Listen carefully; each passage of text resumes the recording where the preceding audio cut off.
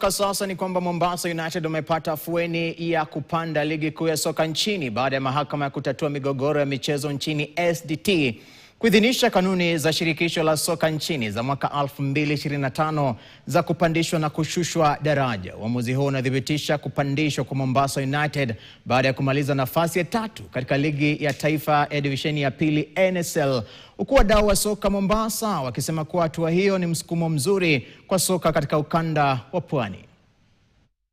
Ishawazi kuwa Kenya ni nchi ambayo iko demokrasi, na kama kuna issue yote paka masala ya mpira unaenda kotini.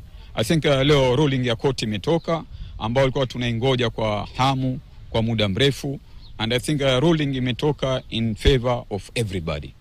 Mombasa United kama imepanda Premier, it's a win for everybody in the whole Republic of Kenya. Kama kutakuwa na gap wale wakishapanda, hiyo gap haitakuwa, maana tunataka kufuata FIFA calendar hiyo mwaka inakuja, si ndio chairman?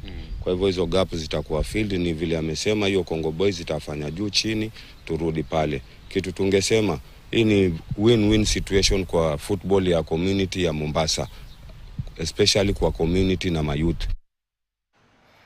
Sasa Pwani na timu mbili, Bandari Mabaharia na Mombasa